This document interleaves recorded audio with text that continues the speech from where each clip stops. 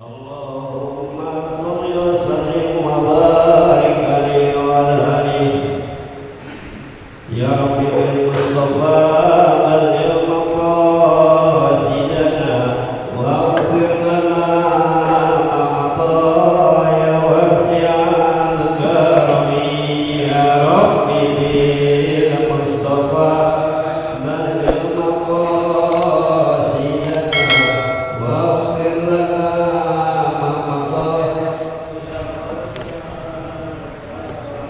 Muhammadun sayyidul kaunaini wa sakalaini wal fariqaini min urubin wa min ajami ya rabbi bil mustafa balligh maqasidana wa ighfir lana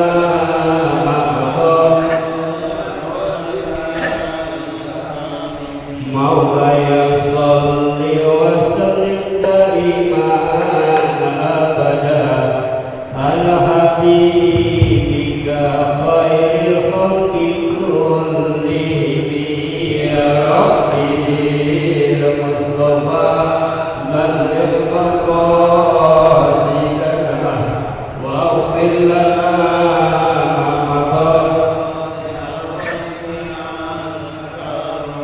ya akramal khalqi maliman nuzubihi siwaka inda hululil hadisil amami ya rabbi bil mustafa balligh maqasidana wa ighfir lana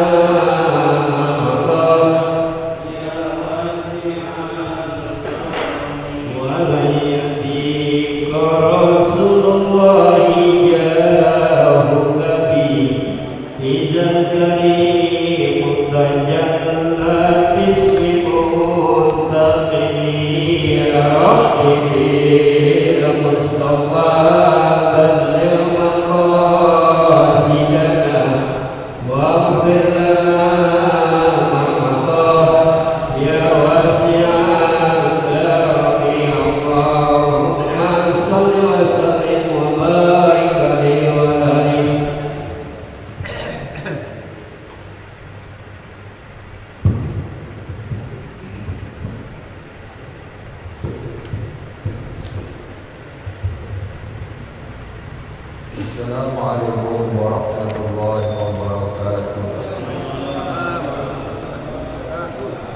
Al-Fatiha hadratin Nabil Mustafa Muhammadin sallallahu alaihi wasallam wa alihi wa ashabihi wa azwajihi wa dzurriyyatihi wa ahli baitihi at-tayyibin at-tahirin. Subhanaka la ilma lana illa ma 'allamtana innaka antal alimul hakim. Rabbi shrah li sadri wa yassir li amri wahlul 'uqdatam min lisani yafqahu qawli.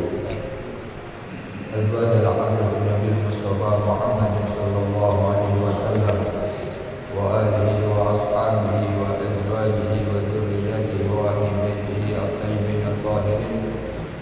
Subhana kafir awliya ila min wajib wa waliya min masharif al-arma wa maqarim ya barya wa mahya ila ma ba'd wa kana tarwah sinsin al-imam Jalaluddin al-Mahalli wa Jalaluddin al-Suyuti wa Sayyidina al-Habib Hasan al-Ahmad wa Harun Hussein Muhammad bin Alam al-Maliki wa jami' masyayikhina wa mu'allimina fi din wa alimina wa wadina wa wadina muslimina wa yaghfir lahum wa yarhamhum wa yunawwir darajatahum wa yu'li darajatihim al-jannah wa yarfa'na bi asrarihim wa anwarihim wa ulumihim fid din wa dunya wal akhirah. Al-Fatiha. A'udzu billahi minasy syaithanir rajim. Bismillahirrahmanirrahim. Alhamdulillahi rabbil alamin. Ar-Rahmanir Rahim. Maliki yaumiddin. Iyyaka na'budu wa iyyaka nasta'in. Ihdinas siratal mustaqim. Siratal ladzina an'amta 'alaihim ghairil maghdubi 'alaihim waladdallin. Amin. Alhamdulillah, puja dan puji syukur kita kehadirat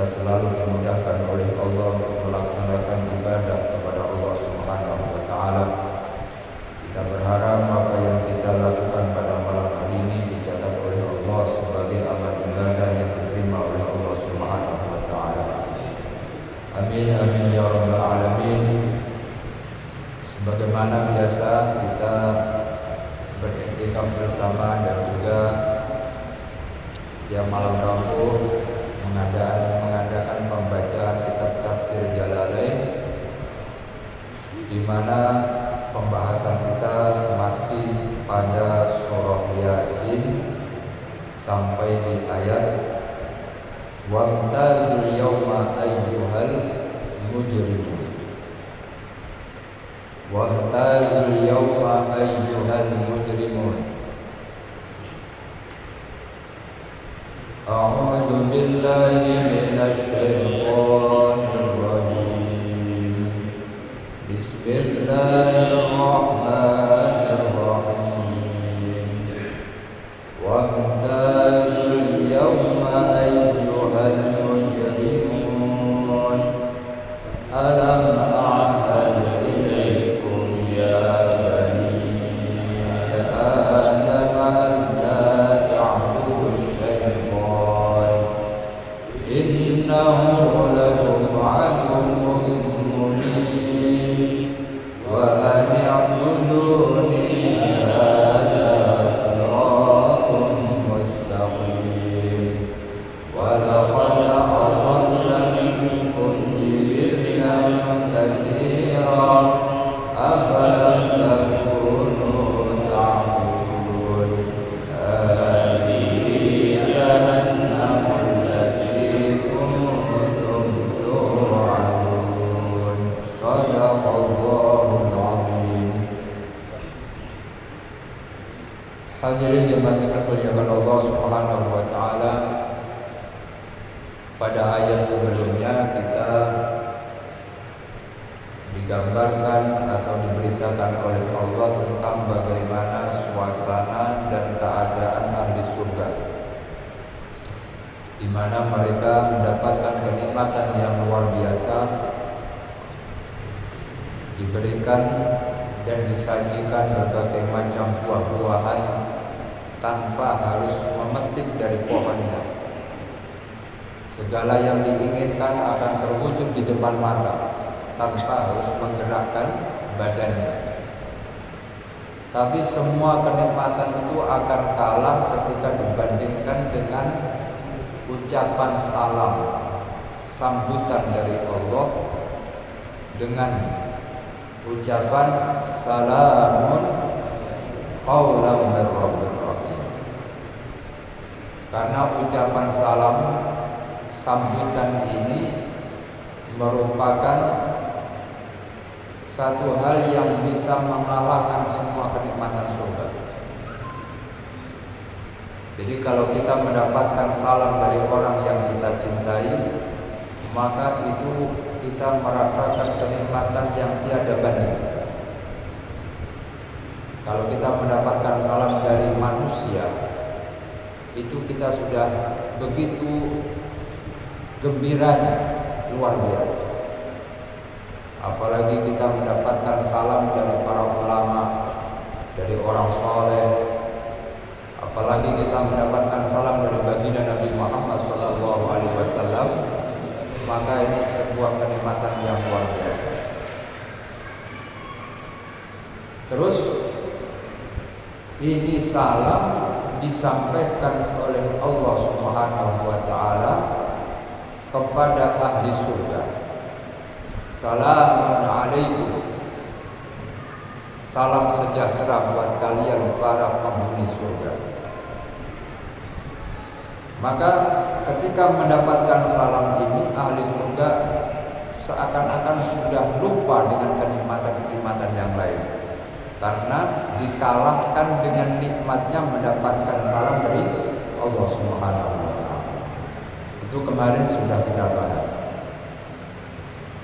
Nah, sekarang pada ayat berikutnya Allah berfirman, "Wamtazul yawma ayyuhal mujrimun." Wamtazu wa yaqulu dan Allah berfirman, Allah berkata, "Wamtazu," dan berpisahlah kalian, menyingkirlah kalian, al-yauma pada hari ini, Ayyuhal mujrimun, wahai orang-orang yang banyak melakukan kedurhakaan kepada Allah. Ay infaridu 'anil mu'minina inda ikhtilatihim bihim. Jadi Allah menyuruh orang-orang yang ahli maksiat, yang banyak berdurhaka kepada Allah, untuk menyingkir dari rombongan orang-orang yang beriman, di mana sebelumnya mereka bercampur. Jadi ketika dikumpulkan semua manusia, yang beriman dengan yang tidak beriman nyampur. Kemudian Allah berfirman, wamtazul yauma. Pada hari ini silahkan semuanya berpisah, memisahkan diri.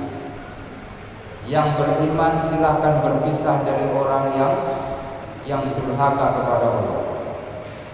Yang durhaka kepada Allah jangan ngumpul sama orang yang beriman. Wamtazu. Wamtazu ini diambil dari kata imtaza. Imtaza itu punya dua makna. Imtaza syai'u, berarti benda ini punya keistimewaan. Maka kita sering mendengar kata mumtaz. Mumtaz itu istimewa. Ada lagi imtaza mempunyai makna berbeda. Makanya dalam fikih ada istilah tamyiz atau mumayyiz. Mumayyiz itu adalah manakala anak sudah umur 7 tahun lebih, di mana sudah bisa membedakan mana yang baik, mana yang buruk.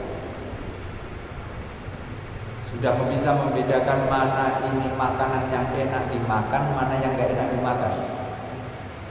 Sudah bisa membedakan antara duit 1.000 sama duit 10.000. Kalau dikasih 2.000 gak mau, karena dia sudah tahu.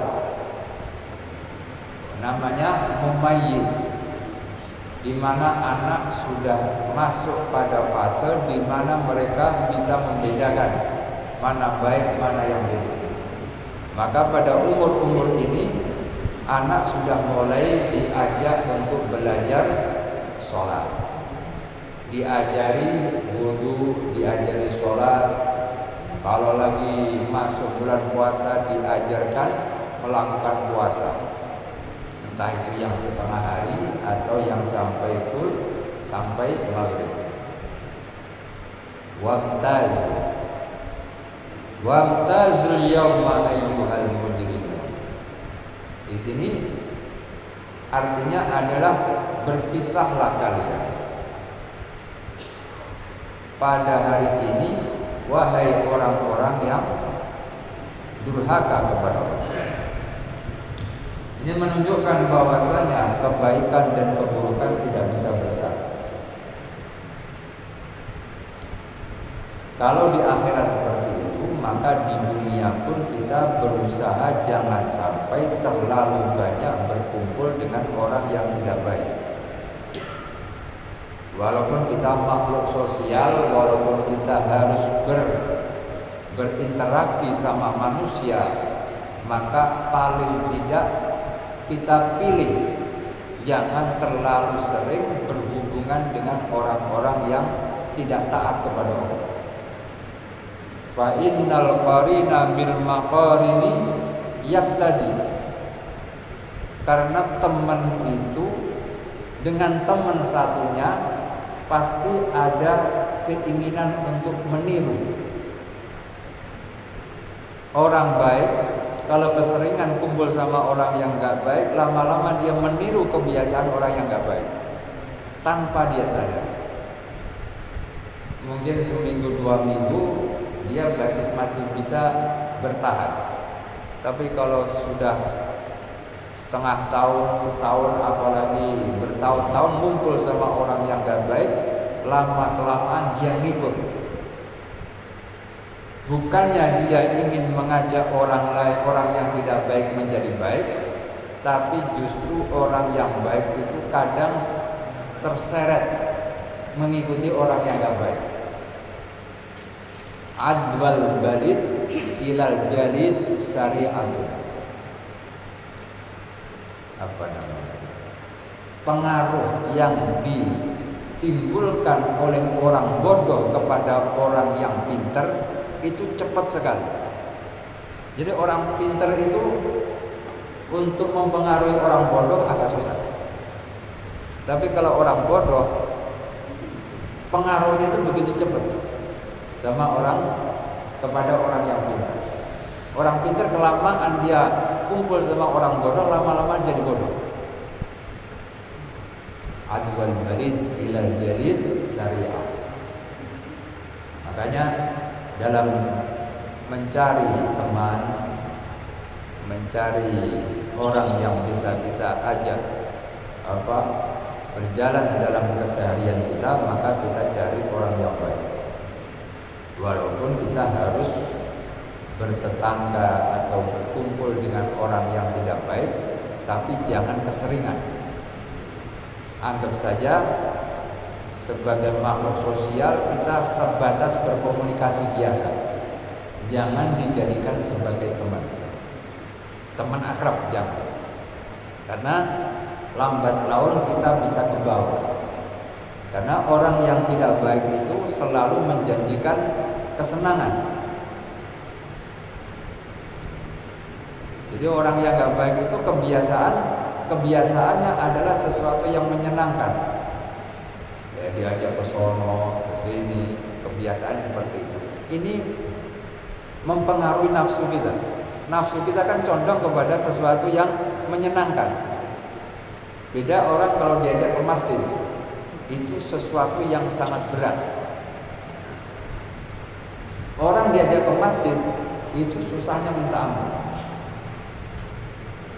Tapi kalau orang diajak ke tempat yang menyenangkan, yang bikin hati, bikin nafsu senang, itu akan sangat mudah sekali. Coba kita praktekkan saja. Antara orang yang diajak ke masjid sama orang diajak ke tempat rekreasi, kira-kira banyakan mana? Bahwa digratisin semua. Pasti banyak orang ngikut ke tempat rekreasi. Itu baru tempat rekreasi. Apalagi tempat yang mengumbar nafsu dan syahwat. Maka nafsu kita akan terbawa ke situ. Makanya untuk melihat ini orang baik atau tidak, dilihat dari temannya. Ini orang baik atau tidak, ini orang jujur atau tidak, ini orang soleh atau tidak, itu dilihat dari temannya. Kalau temannya orang baik, orang soleh, insya Allah ada kemungkinan ini orang adalah orang baik karena dipengaruhi sama temannya. Tapi kalau orang dilihat dari temannya itu orang-orang yang gak taat kepada Allah, besar kemungkinan ini orang gak jauh beda sama temannya. Makanya di akhirat nanti wamtazul yauma ayyuhal mujrim. Antara yang taat sama yang gak taat gak boleh kumpul, gak boleh jadi satu.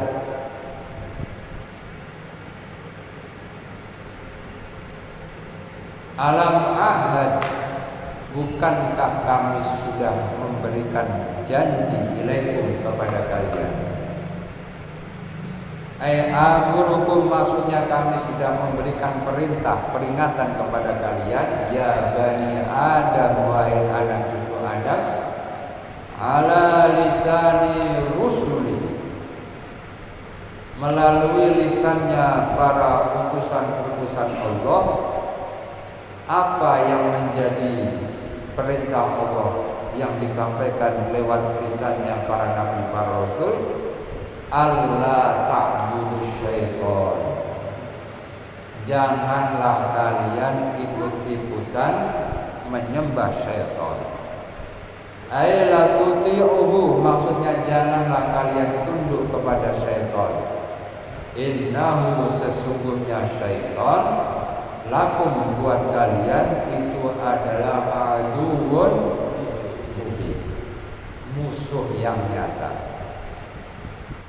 Jadi ketika orang-orang yang durhaka kepada Allah disuruh minggir, disuruh berpisah dari orang-orang yang beriman, diingatkan oleh Allah, kenapa kalian kok sampai durhaka? Kenapa kalian kok sampai tidak taat kepada aturan Allah?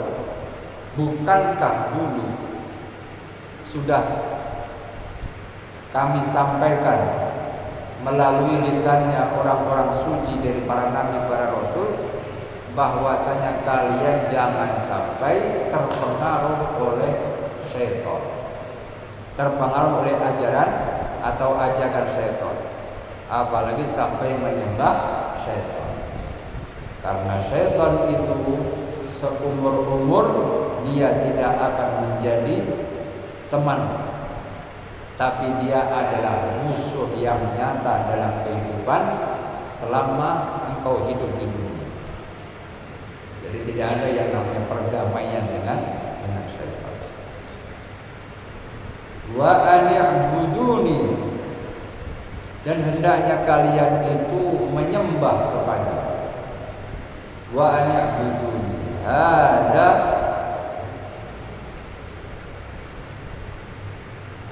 wa ani'budun, dan hendaknya kalian itu menyembah kepadaku. Wahiduni, hendaknya kalian itu mengesahkan aku. Wa ati'uni, dan hendaknya kalian taat kepadaku. Ada perintah ataupun perintah untuk menyembah kepada Allah ini adalah bentuk dari shiratul mustaqim, jalan yang lurus.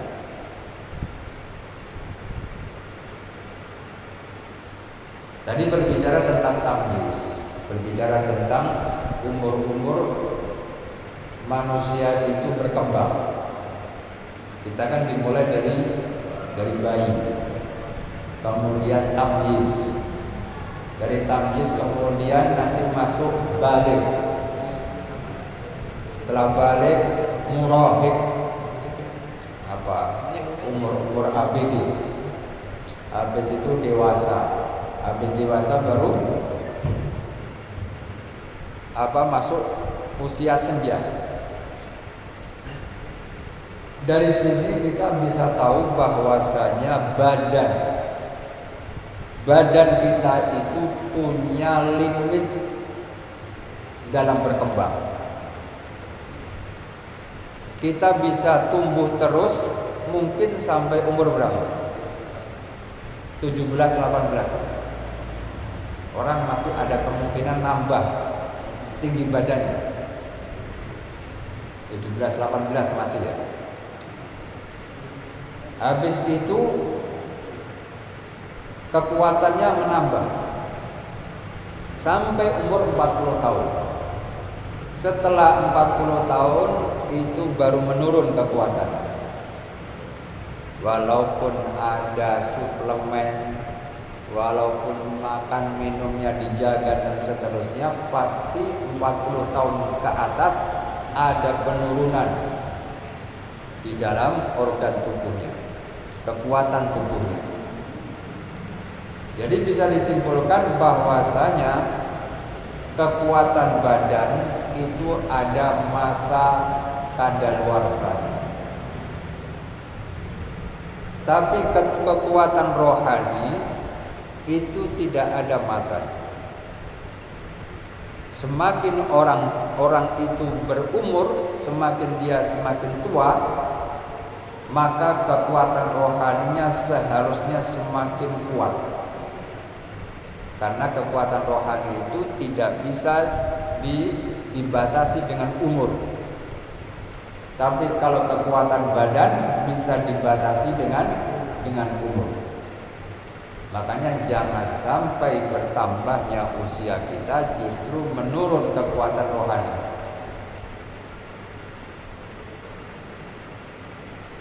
Bagaimana mengembangkan kekuatan rohani, ya mau nggak mau kita harus berzikir. Kita harus banyak berzikir, kita harus banyak beribadah kepada Allah.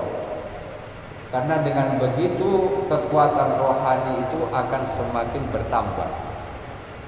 Walaupun badannya sudah ringkih, tapi kalau dia berzikir kepada Allah, kekuatan rohaninya akan menjadi kuat. Jadi beda antara kekuatan rohani sama kekuatan badan. Kalau badan kita itu nggak lama, 40 tahun, 50 tahun, 60 tahun itu sudah berasa. Satu demi satu tamu yang bernama penyakit itu datang satu persatu. Tapi kalau rohani dalam diri itu akan terus berkembang seiring dengan kuatnya kita dalam beribadah kepada Allah. Makanya jangan sampai kita dikalahkan oleh jangan sampai diri kita ini dikalahkan sama kekuatan badan. Dibutuhkannya orang itu membaca wirid agar dia mendapatkan bimbingan dari Allah. Man laisa lahu wirid, man laisa lahu wirdun, falaisa lahu waridun. Siapa yang gak punya wirid yang dia istiqomahkan dalam kehidupannya, maka dia tidak akan mendapatkan ilham yang baik dari Allah. Orang akan mendapatkan petunjuk. Jadi orang dalam hidup ini kadang kan kita suka cari-cari, ini yang saya lakukan baik atau tidak. Kemudian melakukan satu kebaikan itu kita kadang-kadang kala ada masanya di mana kita susah melakukan kebaikan. Tapi kalau orang sering membaca wirid, maka orang itu akan diberikan kemudahan oleh Allah. Atau kadang dipertemukan sama orang baik. Dipertemukan dengan orang baik yang ngajak melakukan kebaikan. Atau diberikan petunjuk oleh Allah untuk berkumpul atau duduk bareng dengan majlis-majlisnya orang baik. Itu buah dari membaca wirid. Jadi kita mau nggak mau dalam keseharian itu ada wirid yang kita istiqomahkan. Entah itu membaca sholawat, sallallahu ala Muhammad, sallallahu ala Muhammad, sallallahu ala Muhammad. Tujuannya apa? Biar wirid yang kita baca ini bisa memberikan arah, menjadi GPS yang nantinya diarahkan oleh Allah agar kita menuju ke sesuatu yang lebih baik. Tapi kalau GPS-nya mati, mau kemana-mana bisa kesasar, karena nggak pernah wiridan, habis sholat langsung pulang, nggak pernah megang tasbih, nggak pernah mengkhususkan waktunya untuk berzikir kepada Allah, maka GPS-nya nggak aktif. Untuk nyari petunjuk dalam hidup ini kadang dia sering tertipu oleh syaitan. Nah, maka disitulah pentingnya yang namanya orang itu membaca wirid, biar ada tamyiz, bisa membedakan mana yang baik, mana yang buruk. Itu adalah ilham dari Allah. Jadi orang itu seakan-akan diarahkan oleh Allah Subhanahu wa taala. Wamtazul yauma ayyuhal mujrim. Berpisah antara orang yang baik dengan orang yang buruk.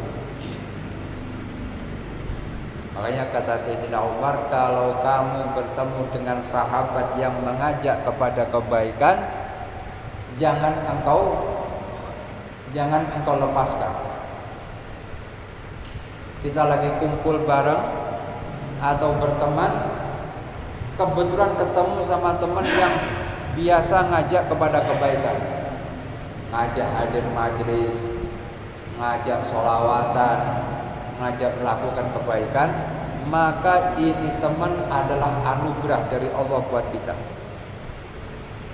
Kenapa bisa begitu? Karena menjadi partner kita di dalam mencapai ridho Allah Subhanahu wa ta'ala. Dan itu enggak semuanya. Enggak semua teman mengajak kepada kebaikan. Tapi kalau kita menemukan teman yang seperti itu, jangan kita lepas. Karena ini adalah teman sejati. Jadi teman sejati itu bukan hanya sekedar teman suka dan duka, tapi teman sejati itu adalah yang mengajak kita menuju kepada kebaikan. Itu namanya teman sejati. Kalau dalam persahabatan kan teman sejati itu suka duka bareng sama kita, enak gak enak bareng sama kita. Itu kita biasanya menyebutnya teman sejati. Tapi belum tentu mengajak kepada kebaikan. Tapi sebenar-benarnya teman sejati itu adalah yang ketika kita lalai, kita ditegur sama dia. Kita sering diajak melakukan kebaikan, maka itu adalah teman sejati yang harus kita pegang. Karena dia adalah teman yang ingin mengajak kita bareng-bareng mencapai ridhonya Allah Subhanahu wa ta'ala. Wamtazul yawma ayyuhal mujrimun. Jadi orang baik sama orang buruk tidak akan bisa bersatu. Di dunia tidak bisa bersatu, terlebih lagi nanti di akhirat. Kita ngumpul sama orang yang gak baik, pasti ada sesuatu yang gak sinkron. Tapi kalau kumpul sama orang baik, insya Allah satu tujuan. Karena yang kita cari adalah bagaimana di dalam berteman ini adalah pertemanan yang sampai ke akhirat. Teman yang mengajak kita bareng-bareng ke surganya Allah Subhanahu wa ta'ala.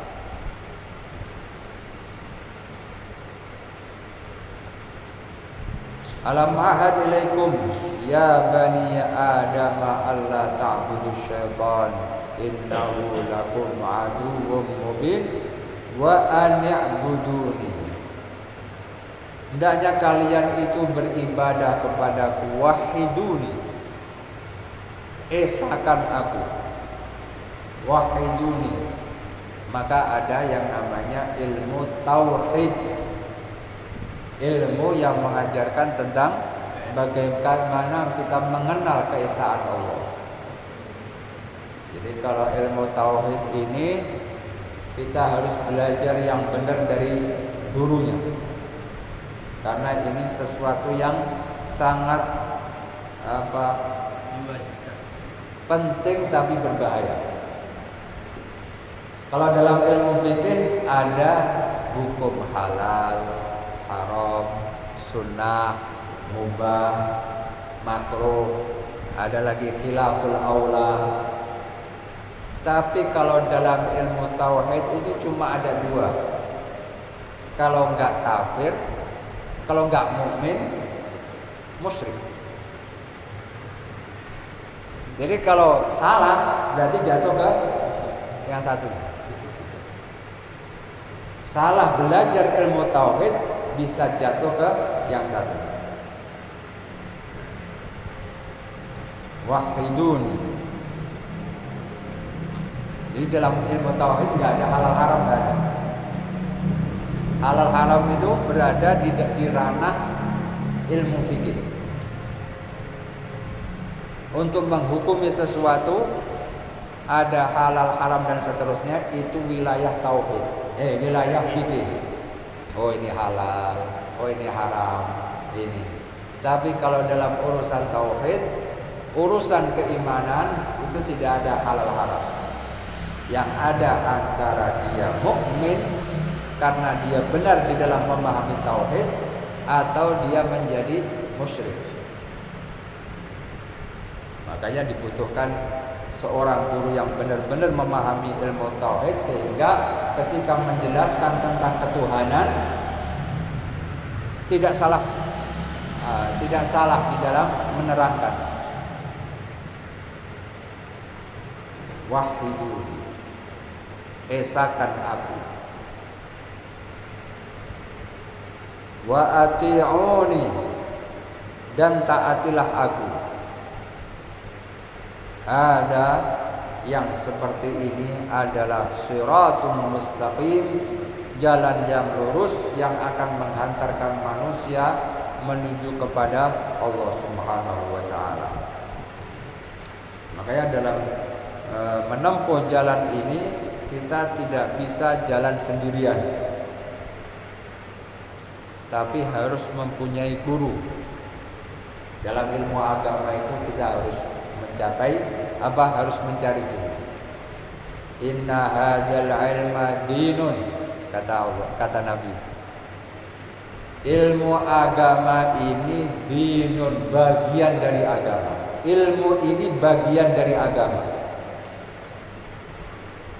Fangduru amman ta'khuduna dinakum, maka harus berhati-hati.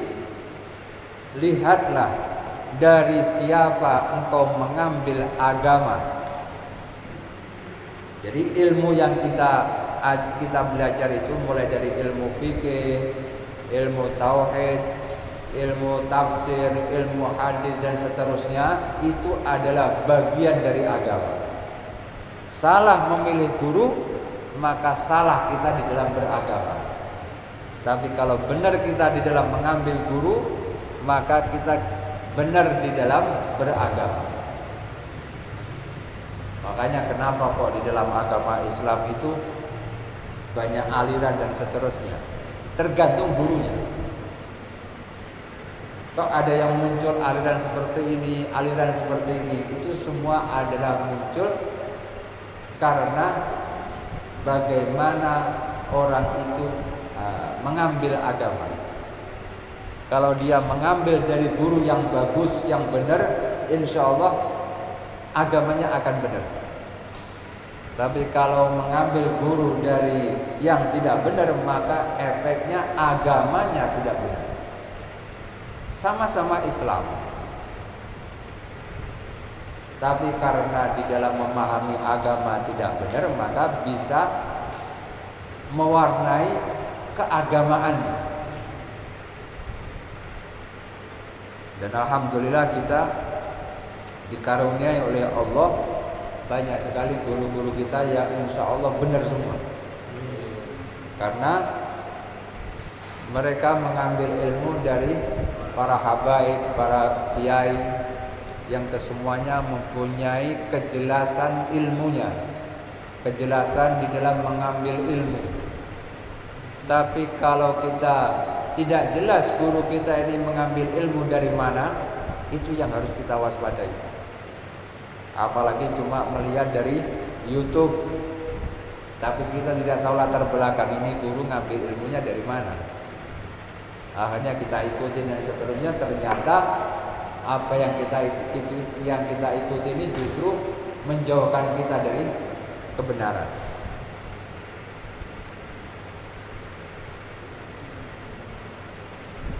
Sesuatu yang tidak benar itu pasti kelihatan. Ketika kita ngumpul seperti ini, yang melenceng itu pasti kelihatan. Karena yang melenceng itu tidak akan mau untuk kumpul bareng. Pasti dia akan memisahkan. Ketika kita punya saudara kok sudah berani memisahkan diri, nah itu tanda tanya besar. Biasanya ngumpul bareng, tahlilan bareng, ziarah bareng, tiba-tiba tahun ini kok gak datang. Diundang tahlilan untuk haul orang tuanya kok gak datang. Nah, ini sudah tanda-tanda. Tanda-tanda ini orang mengambil agamanya dari guru yang tidak benar. Itu tanda-tanda. Ketika diajak begini alasannya begini, diajak ziarah ke kuburan orang tuanya alasannya begini. Ini udah mulai tanda-tanda. Kalau bisa diselamatkan, buru-buru diselamatkan. Tapi kalau tidak, maka ya sudah, selamanya akan seperti itu. Maka di dalam belajar itu baik, tapi lebih baik lagi adalah kita harus meneliti kepada siapa kita mengambil ilmu tersebut. Kalau kita mengambil ilmu kepada ustadz ataupun pengajar ilmu agama yang tidak baik atau yang tidak mempunyai riwayat mendapatkan ilmu dari mana, maka dikhawatirkan agama kita akan menjadi tidak baik. Yang awalnya baik menjadi tidak baik. Ada siratul mustaqim. Ini tentang bagaimana orang menyembah kepada Allah, perintah untuk taat kepada Allah, mengesahkan Allah, ini adalah jalan yang lurus. Ada siratul mustaqim. Jalan yang lurus ini butuh panduan. Tidak bisa kita jalan sendiri. Umpama kita karena pinter kemudian belajar sendiri, otodidak, di dalam agama nggak bisa. Belajar ilmu agama secara otodidak, otomatis dia pasti tersesat. Umpama kita punya kecerdasan, orangnya pinter, dalam ilmu umum dia bisa cepat nangkep ketika dia membaca ilmu ini cepat. Tapi dalam urusan agama itu tidak bisa jalan sendirian, tidak bisa belajar sendirian. Karena ketika belajar sendiri, maka di situ ada bisikan-bisikan syaitan yang akan mempengaruhi alam fikir. Mungkin kita bisa melihat ada seorang dai yang tahu-tahu menjadi tenar. Ketika ditanya belajar dari mana, otodidak ternyata. Kemudian kita bisa lihat bagaimana hasilnya. Yang kita lihat setiap apa yang dia putuskan dalam hukum banyak melakukan kesalahan. Dalam membaca Al-Quran banyak mengalami kesalahan. Dan dalam berbagai macam hal banyak melakukan kesalahan. Dia nganggapnya benar karena itu hasil dari pemikiran dia. Tapi menurut kacamata para ulama ini jauh dari kebenaran. Itulah yang namanya ilmu agama, tidak bisa kita belajar sendiri, harus mempunyai guru. Harus belajar di hadapan guru dan tidak bisa sendirian. Dan juga di dalam memilih guru harus hati-hati. Walaupun yang diajarkan Al-Quran, walaupun yang diajarkan hadis, tapi kita harus tahu bagaimana dia di dalam memahami Al-Quran dan hadis. Ada siratul mustaqim. Insyaallah pada pertemuan yang akan datang kita akan membahas lebih mendetail lagi tentang apa itu ada siratul mustaqim. Jalan yang lurus itu yang bagaimana? Karena untuk sampai kepada Allah harus melalui jalan. Dan jalan itu tidak akan bisa sampai kepada Allah kecuali melalui pintunya Rasulullah Sallallahu Alaihi Wasallam. Orang akan tidak mendapatkan nur dari Allah kalau tidak mendapatkan nur dari Rasulullah. Dan cara untuk mendapatkan nur dari Rasulullah adalah dengan memperbanyak sholawat kepada Rasulullah Sallallahu Alaihi Wasallam. Maka disitulah tahapan demi tahapan harus kita pahami sehingga kita benar-benar sampai kepada Allah Subhanahu Wa Taala melalui jalan lurus yang memang menghantarkan kita kepada Allah Subhanahu wa taala. Ini saja yang barangkali saya sampaikan. Semoga memberikan manfaat. Kita tutup dengan bacaan, dengan doa, ya Rabbana tarafna bi annana tarafna wa annana asyrafna wa asyrafna fa'tub alaina tawbah fa'silu kulla rawbah wastur lana awrati wa amir rawati waghfir li walidina rabbi wa mauludina wal ahli wal ikhwani wa syairil khilani wa kulli dhi mahabbah aw hiratin aw syubbah wal muslimin